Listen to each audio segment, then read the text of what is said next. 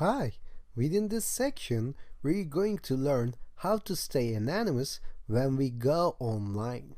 And before we do that, we need to understand how networks work actually in order to comprehend better what we are doing. So let me tell you all about it. So suppose that you're in your home and you're connected to your router. So you have different phones or tablets or computers in your home, right? And they're all connected to the router and they are all connecting to the internet through that router.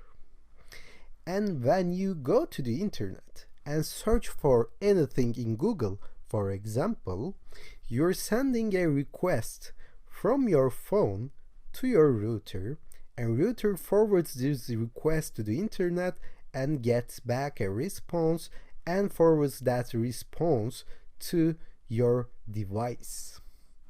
So this device has some local IP like 192.168.0.10, and this IP is assigned to that device by router actually. As you can see, every device has its own local IP. And router has its own local IP like 192.168.0.1. But if these devices are connected to the router directly, they will have 192.168, but if they are on a NAT network, like in our case, they will have an IP of 10.02.15. This doesn't have to be necessarily that way, but this is general convention, and you will come across this situation most of the time. So if you try to get your own local IP on your own computer, you will end up with a number like this. And if you try to get the local IP from your virtual machine, you will end up with a local IP like this. But the important part is that this router has also a public IP. You may know your public IP by going to the google.com and searching for what is my IP. This is the IP address that hackers try to change when they go online. This is the IP address that you must not share with anyone.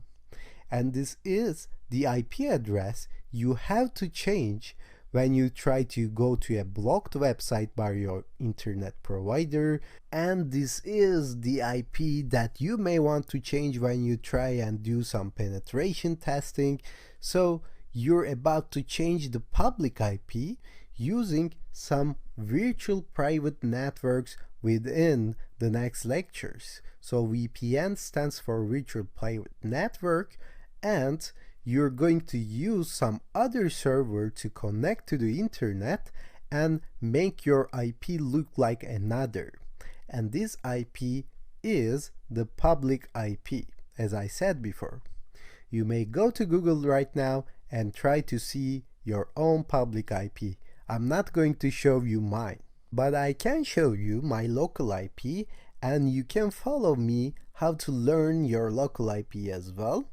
You have to go to your Kali Linux machine, for example, and if you type ifconfig here like we did before, it will show you something called ETH0, and this is your internet interface. Okay, you're connected to the internet by a wired connection supposedly, so you're using NAT network right now, and this is a wired connection between the Kali Linux and the host machine. So host machine is actually the router at this point, and you have the IP address of 10.02.15. Of course, this number may differ in your case, but it really doesn't matter. This is your local IP. So you can try to learn your public IP, like I said, by going to google.com and searching for what is my IP.